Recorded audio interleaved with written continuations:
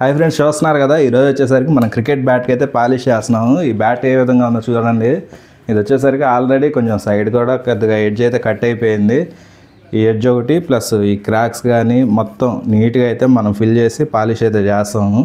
ఇది చూస్తున్నారు కదా. ఈ బ్యాట్ కండిషన్ వచ్చేసరికి గ్రిప్ కూడా అయితే ఈ బ్యాట్కి అయితే లేదు. గ్రిప్ అయితే మనం నెక్స్ట్ యాడ్ చేసుకోవచ్చు. వచ్చేసరికి మొత్తం పెయింటెడ్ సర్ఫేస్ అండి. ఈ పెయింటెడ్ సర్ఫేస్ని మొత్తం రిమూవ్ చేసి మనం పాలిష్ అయితే చేస్తున్నాం. ఇప్పుడు మీరు చాలామంది పాడైపోయిన బ్యాట్స్ని మీరు పక్కన పెడుతూ ఉంటారు. వీటిని వచ్చేసరికి మళ్ళీ మనం కొత్తగా అయితే తయారు చేసుకోవచ్చు. అది ఎలాగో ఈ వీడియోలో అయితే చూద్దాము. చూస్తున్నారు కదా. ముందుగా వచ్చేసరికి ఈ స్టిక్కరింగ్ అయితే మొత్తం తీసేసుకోవాలి. మొత్తం క్లీన్గా అయితే మాత్రం స్టిక్కరింగ్ అనేది అసలు ఉంచకూడదు. మనం పాలిష్ చేసిన తర్వాత ఈ స్టిక్కర్ స్మెల్ సెట్ అవ్వదు. తర్వాతకైనా కానీ వచ్చేసే ఛాన్సులు అయితే ఉంటాయి.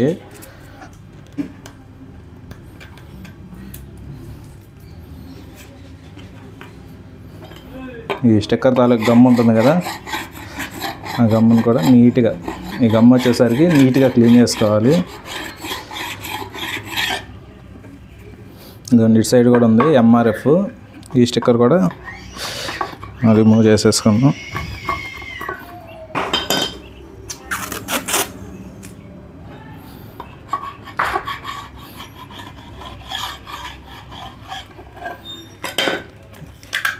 ఈ స్టిక్కర్లు వచ్చేసరికి మనకి ఎప్పటికైనా కానీ మనకి అక్కడ ప్యాచెస్ లాగా కనిపిస్తాయి. ఈ స్టిక్కర్స్ అట్లాగే ఉంచారంటే మాత్రం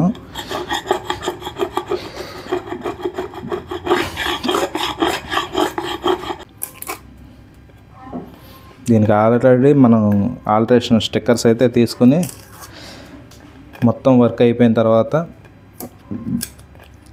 ఈ స్టిక్కర్స్ వచ్చేసరికి మనం వేరే బ్రాండ్ కంపెనీ అయినా వేసుకోవచ్చు, సేమ్ కంపెనీ అయినా వేసుకోవచ్చు. ఈ మొత్తం రిమూవ్ చేసేసుకున్న తర్వాత ఈ సర్ఫేస్ ఉంది కదా, పెయింట్ వేస్తున్నది, ఈ పెయింటెడ్ సర్ఫేస్ మొత్తం అయితే క్లీన్ చేస్తాము.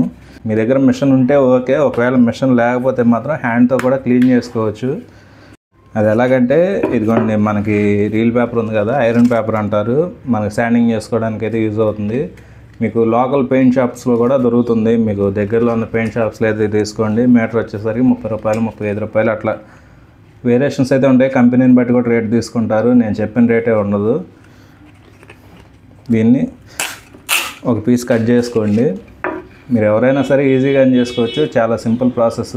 నేను చూస్తున్నారు కదా. ఈ శాండ్ పేపర్ తీసుకుని మొత్తం మనకు పోయేటట్లుగా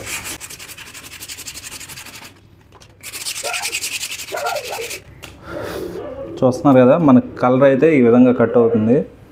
కలర్ అయితే మీకు ఇట్లా కనిపిస్తుంది కదా. ఇది వచ్చేసరికి వుడ్ అనేది మొత్తం బయటకు వచ్చింది.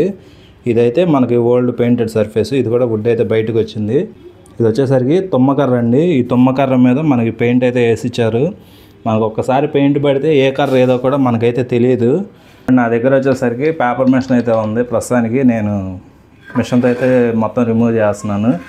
మీకు ఒకవేళ మిషన్ కానీ అందుబాటులో లేకపోతే మీకు శాండింగ్ ఎట్లా చేయాలో కూడా నేను చూపించాను కదా, ఆ టైప్లో శాండింగ్ అయితే చేసుకోండి. నేను వచ్చేసరికి మొత్తం మిషన్తో అయితే మాత్రం రిమూవ్ చేసేసాను. ఇది మన ఒరిజినల్ తుమ్మకర్ర అండి. ఇది మన తుమ్మకర్రనే మనకి పెయింట్ వేసేసి, అసలు పెయింట్ వేస్తే మాత్రం ఏ కర్ర ఏదో కూడా మనకైతే అర్థం కాదు. వచ్చేసరికి ఫైనల్గా శాండింగ్ అయితే కంప్లీట్ అయిపోయింది. మనకి నీట్గా ఉంది ఫినిషింగ్ కూడా చూడటానికి. ఈ వైట్ డాట్స్ మాత్రం మనం కవర్ చేసుకోవచ్చు. అవి కూడా నేను చూపిస్తాను. ఈ క్రాక్స్ వచ్చేసరికి మనం నార్మల్ పట్టీతో ఫిల్ చేసేద్దాం. ఇది కనిపిస్తుంది కదా. ఇది వచ్చేసరికి మనకు మెటల్ పేస్ట్ అండి. ఇది వచ్చేసరికి నా దగ్గర పాత ఒకటి ఉంటే అదైతే యూజ్ చేస్తున్నాను. ఇది కలర్ మిక్స్ చేసి ఉంది. దీన్ని మనం క్రాక్స్ ఉన్నాయి కదా, ఆ క్రాక్స్ ఎక్కడెక్కడ ఉన్నాయి మొత్తం అయితే ఈ మెటల్ పేస్ట్ అయితే అప్లై చేస్తాము. మెటల్ పేస్ట్ బయటికి తీసుకోండి. ఫస్ట్ మన క్రాక్స్ కానీ జాయింట్స్ దగ్గర కానీ ఎక్కడెక్కడ ఉన్నాయో అవి అయితే మొత్తం అయితే కంప్లీట్గా సెట్ చేసుకోండి. అవి అయితే మాత్రం మొత్తం కంప్లీట్గా ఫిల్ చేసేసేయండి. క్రాక్స్ మొత్తాన్ని ఎక్కడా కూడా క్రాక్స్ అయితే అట్టి పెట్టద్దు. మనకు కొంతమంది అడుగుతున్నారు మెటల్ పేస్ట్ని స్టోర్ చేయడానికి అవుతుందా అని చెప్పేసి. మెటల్ పేస్ట్ ఒక 6 months వరకే ఉంటుందండి. 6 months తర్వాత అయితే గడ్డలు వచ్చేస్తాయి. ఇది వచ్చేసరికి బాగా విడిగా మిక్స్ చేసుకోండి. ఫస్ట్ విడిగా పూర్తిగా మిక్సింగ్ అయితే అయిపోయిన తర్వాత అప్పుడు హార్డ్నర్ అయితే మిక్స్ చేసుకోవచ్చు. మనకి విడిగా మిక్స్ చేస్తే ఏంటంటే కలర్ అనేది బాగా టింట్ కలిసిపోతుంది, ఒకటే షేడ్ యూనిఫామ్ అవుతుంది. ఇదిగోండి, ఇది వచ్చేసరికి మెటల్ పేస్ట్ హార్డ్నర్.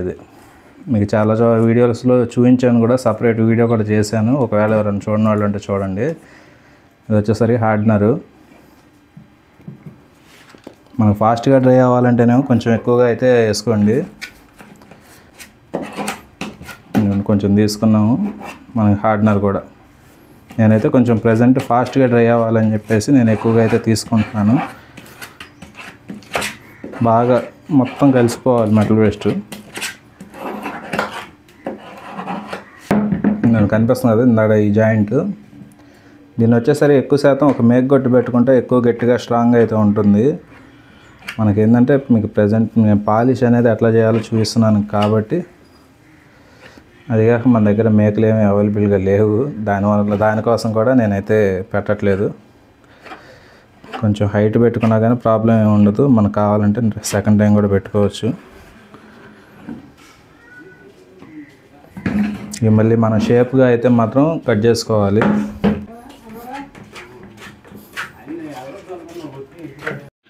ఈ క్రాక్స్ ఫిల్ చేసే వర్క్, పేస్ట్ వర్క్ మొత్తం కంప్లీట్ అయిపోయింది కదా.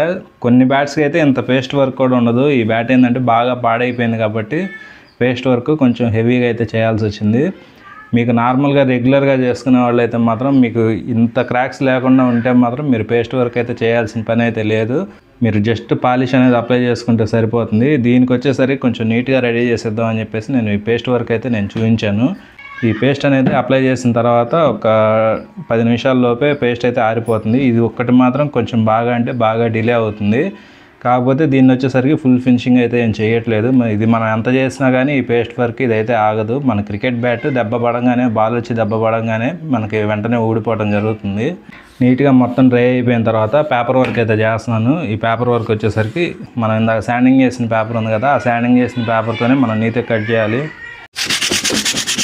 మనం న్యాచురల్గా చేసుకోవాలంటే మాత్రం ఇది మొత్తం నీట్గా అయితే మాత్రం ఫినిష్ చేసేయాలి. ఈ క్రాక్స్ ఇవి ఉన్నాయి కదా, ఈ మరకలు, ఇది ఓన్లీ వైట్ వర్క్ అయితే ఆగుతాయి. మనం పేస్ట్ అనేది పెట్టేసిన తర్వాత మొత్తం నీట్గా అయితే శాండింగ్ చేసేసాం, పేపర్ కొట్టేసాం నీట్గా. దీన్ని వచ్చేసరికి డస్ట్ అనేది ఏమీ లేకుండా క్లీన్ చేసుకోండి. ఈ డస్ట్ క్లీన్ చేసుకున్న తర్వాత ఇది వచ్చేసరికి శాండింగ్ షెల్లర్, షీన్ ల్యాక్ కంపెనీది. దీంట్లో ఏషియన్ అయినా తీసుకోవచ్చు, సాయి కోట్ కానీ ఏదైనా కానీ అది మీ ఇష్టం. ఈ శాండింగ్ షెల్లర్ అయితే తీసుకోండి. మనకేంటంటే ఈ శాండింగ్ షెల్లర్ వల్ల ఈ జడ్జ్ అనేది మొత్తం పూడిపోయి నీట్గా ఫినిషింగ్ అయితే వస్తుంది. మనం రెగ్యులర్ వుడ్కి అప్లై చేసే విధంగా అయితే అప్లై చేయొద్దు, ఓన్లీ పల్స్గా అయితే అప్లై చేసి తీసేసేయండి. నా దగ్గర అయితే ఈ పాలిష్ క్లాత్ ఉంది, ఈ పాలిష్ క్లాత్ అయితే అప్లై చేస్తున్నాను. మీ దగ్గర పాలిష్ క్లాత్ కానీ లేకపోతే మనం కాటన్ చీరతో అయినా కానీ అప్లై చేసుకోవచ్చు. బాగా మెత్తగా ఉండేది అయితే తీసుకోండి. ఈ శాండింగ్ షెల్లర్ కొంచెం లూజ్ అవ్వాలంటే టెన్నర్ యూజ్ చేసుకోండి.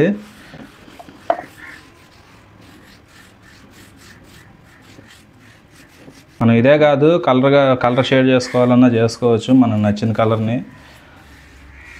మా వాడైతే కొంచెం బ్లాక్ కలర్ మీద అయితే కొద్దిగా ఇంట్రెస్ట్గా ఉన్నాడు.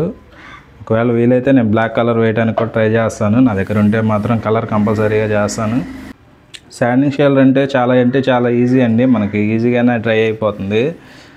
మనకి జస్ట్ 5 to 10 మినిట్స్లో డ్రై అయిపోతుంది. అదే మంచి ఎండలో కానీ వేస్తే ఒక 4-5 నిమిషాలు కూడా పట్టదు, ముందుగానే డ్రై అవుతుంది. మనకు ఒక్కసారి వుడ్ మీద కానీ మెటల్ పేస్ట్ మీద కానీ పాలిష్ అనేది పడిందంటే సింపుల్గా అయితే మనం చాలా స్ట్రాంగ్గా అయితే తయారవుతుంది వుడ్. ఎక్కడ కూడా పొడలు లేకుండా వేసుకోవాలి. ఒక 5 నిమిషాలు డ్రై అవనిద్దాం. ఈ శాండింగ్ షెల్లర్ అప్లై చేసుకున్న తర్వాత ఇది వచ్చేసరికి రెడ్ పేపర్ అండి, 150 నెంబరు. మన నార్మల్ పెయింట్ స్టోర్లో అయితే దొరుకుతుంది. దీన్ని అయితే తీసుకోండి, ఒక పీస్ కట్ చేసుకుని మనకి నీట్గా మనకి రఫ్ లేకుండా కొట్టుకొని చాలు సరిపోతుంది. రఫ్ అనేది మనకి ఎక్కడ కూడా తగలనివద్దు. మనకి ఏ కాడికి స్మూత్గానే ఉండాలి. మనకి హ్యాండ్కి వచ్చేసరికి గ్రిప్ వస్తుంది కాబట్టి ఎటువంటి ఇబ్బంది ఉండదు. మనకి ఇప్పుడు ఏ కలర్ కావాలన్నా కానీ ఆ కలర్ అయితే సెట్ చేసుకోండి, మనకి నచ్చిన కలరు. మా వాడు బ్లాక్ అన్నాను కదా, మీకు వైట్లో కూడా చేయొచ్చు. కాకపోతే ఏంటంటే మా వాడు కొంచెం బ్లాక్ కలర్ అయితే ఇష్టపడుతున్నాడు, అందుకని చెప్పేసి దీన్ని బ్లాక్ షేడ్లో అయితే చేద్దాము. అదిగాక మనకి న్యాచురల్గా అయితే ఉండాలని చెప్పాడు. చూద్దాం ఎంతవరకు న్యాచురల్ వస్తుందో. ఈ తొమ్మ అయితే ఈ టైప్లో వచ్చింది, కనిపిస్తుంది కదా. ఇది వచ్చేసరికి వుడ్ స్టైనరు. మనకు కొంచెం డార్క్నెస్ కోసం అయితే మాత్రం ఈ వుడ్ స్టైనర్ యూజ్ చేస్తున్నాము. ఇది వచ్చేసరికి మనకి లోకల్ పెయింట్ షాప్లో అయితే మాత్రం ఈ వుడ్ స్టాండ్ అయితే దొరుకుతుంది.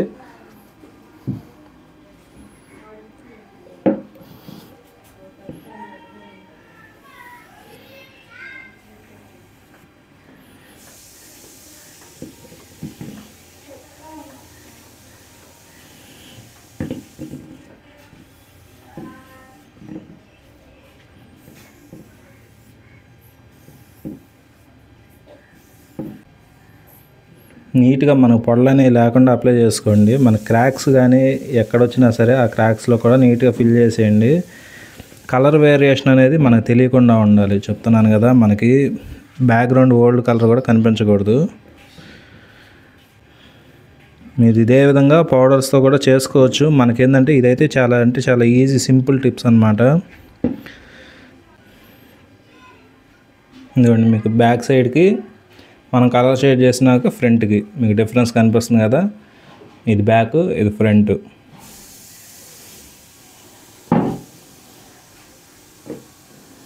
మీకు అదే విధంగా చూసుకుంటే బ్యాక్ సైడ్ కూడా చూపిస్తాను.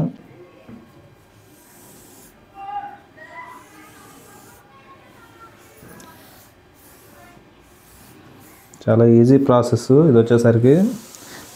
ఇది వచ్చేసి మనకేంటంటే బాల్ షాట్ తగిలినా కానీ మనకి కలర్ అనేది పాడవదు. బాల్ షాట్ తగిలినా కూడా మనకి కలర్ లెగవదు. మీకు కొంచెం గ్లాసీ కానీ కావాలనుకుంటే, అంటే మెరుపు అనేది కావాలనుకుంటే మాత్రం నేను టచ్ వుడ్ కూడా చేస్తాను. కనిపిస్తుంది కదా మీకు ఫినిషింగ్ కూడా. మనకి ఇంకా గ్లాసీనెస్ కావాలనుకుంటే మాత్రం మళ్ళీ మనకి దీనిపైన క్లియర్ అయితే స్ప్రే చేసుకోవాల్సి వస్తుంది. అవి వచ్చేసరికి మనకి చూడడానికే కానీ మనకి ఆడడానికి అయితే పనిచేయదు. ఇది ఒక 10 నిమిషాలు డ్రై అయిన తర్వాత నేను క్లియర్ కోటింగ్ కూడా అప్లై చేసి నేనైతే చూపిస్తాను. మనకి ఇదిగోండి కనిపిస్తుంది కదా, ఏషియన్ టచ్ వుడ్, ఏషియన్ కంపెనీది. మనం 1K PU అని కూడా అంటారు. ఈ టచ్ వుడ్ని అయితే మనం ఇప్పుడు టాప్ కోటింగ్ మన బ్యాట్ మీద అయితే యూజ్ చేస్తాము. వుడ్ని అయితే మాత్రం మన బ్యాట్కి నీట్గా షైనింగ్ కోసం అయితే అప్లై చేస్తున్నాను. మీరు కావాలనుకుంటే దీనిపైన స్ప్రే చేసుకోవచ్చు, బ్రష్లతో వేసుకోవచ్చు, అది మీ ఇష్టం.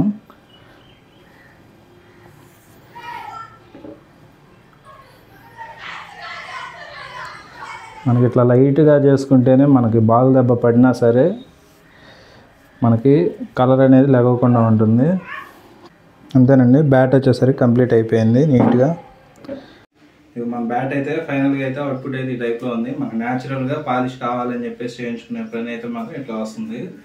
మనకి ఇదే కాదు, మనకి ఓన్లీ న్యాచురల్ పాలిష్ చేసుకోవాలన్నా చేసుకోవచ్చు. అది కూడా నేను మీకు నెక్స్ట్ వీడియోస్లో చూపిస్తాను. కాకపోతే ప్రెజెంట్ వచ్చేసరికి కొద్దిగా కలర్ షేడ్ చేసుకోవాలి బ్యాట్ అనేసరికి మాత్రం ఈ టైప్లో అయితే మనం కలర్ షేడ్ అయితే చేసుకోవచ్చు. మా వాడి ప్రిఫరెన్స్ వచ్చేసరికి కొంచెం డార్క్ అయితే అడిగారు, అందుకని ఇది వచ్చేసరికి మనం డార్క్ షేడ్ అయితే చేసాము. ఈ వీడియో నచ్చితే లైక్ చేసి మన ఛానల్ సబ్స్క్రైబ్ చేసుకోండి. నెక్స్ట్ వీడియోలో మళ్ళీ కలుద్దాం.